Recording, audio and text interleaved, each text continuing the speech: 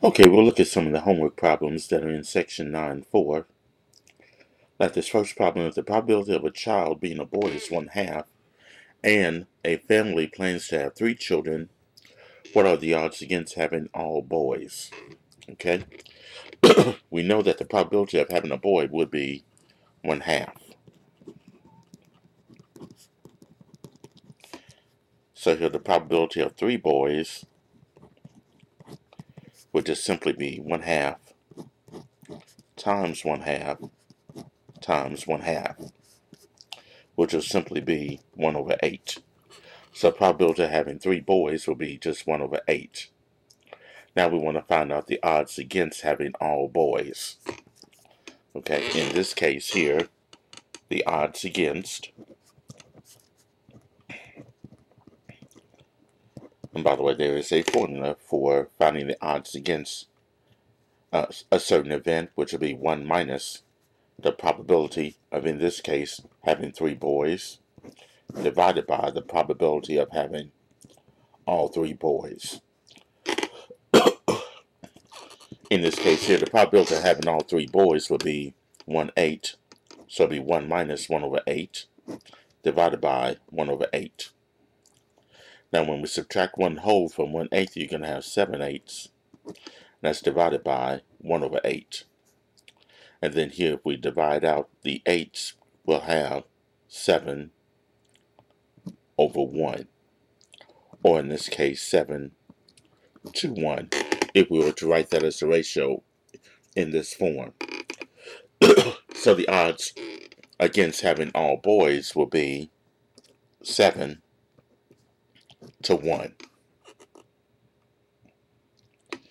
Okay, so that's problem number 1.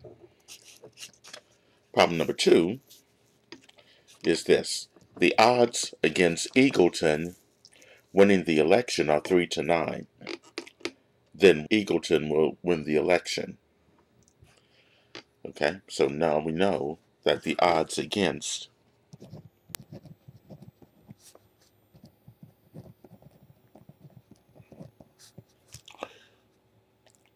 a win would be 3-9.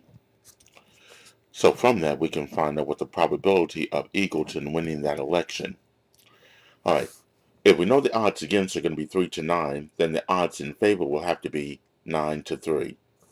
So the probability of Eagleton winning the election would be, from the odds against, we take the second number, which is the 9. That's going to be divided by the sum of those two numbers, 3 plus 9. Now when we simplify that, it will be 9/12. And in simplest form will be 3/4. So here the probability that Eagleton will win the election will be 3/4. Okay. All right, now let's take a look at the next problem, where it says here on a tote board, excuse me, at a racetrack, the odds for gaming legs are listed as 30-3. Tote boards list the odds that the horse will lose the race. If this is the case, what is the probability of gaming legs winning the race?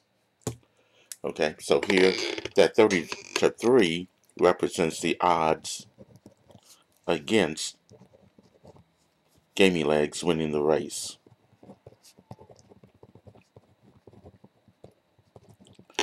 And in this case, we want to find the probability of him or gaming legs winning that race. Okay, that's done the same way as the previous problem that I looked at. It is the second number, in this case, is going to be 3 over the sum of the two, 30 plus 30. And in this case here, you'll have 3 over 33. And if we reduce that in simplest form, it'll be 1/11. So in this case here, the probability of gaming legs winning that race will be 1/11.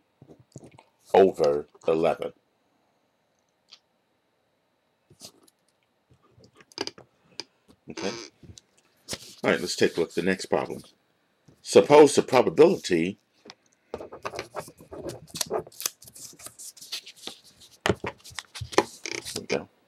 Suppose the probability of selling the car today is 0.30.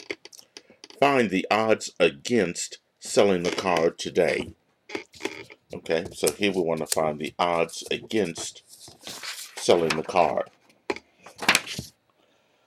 All right, in this case here, we know the probability of a sell is 0.30. Now I'm going to change 0.30 to a fraction in its simplest form, and that's 30 over 100, which is reduced to 3/10. So the probability of selling the car would be 3/10. Okay, now we can find out what the odds against a sell.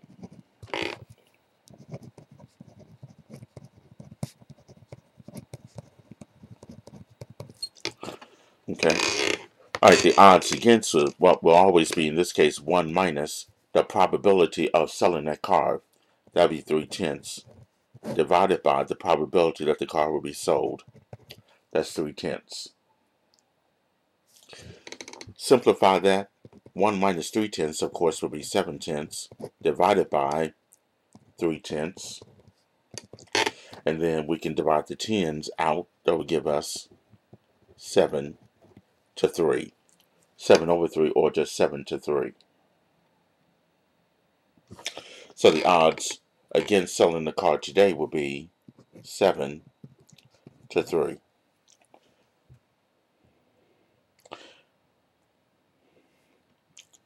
All right, the next problem would be, suppose 4 quarters, 7 dimes, 6 nickels, and 10 pennies are in a box. One coin is selected at random. What is the expected value of the experiment? All right, in this case here, there are 17, 23, 27 coins. So here the probability of getting a quarter would be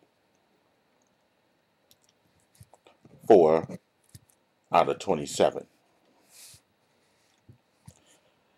And then the probability of getting a dime, there's 7 dimes, so that would be 7 out of 27. And then the probability of 6 nickels, of getting a nickel, would be 6 out of 27. And the probability of getting a penny, there are 10 pennies, so it'll be 10 out of 27. Okay. Now, in the next slide, I'm going to finish the remainder of this particular problem that deals with finding the expected value.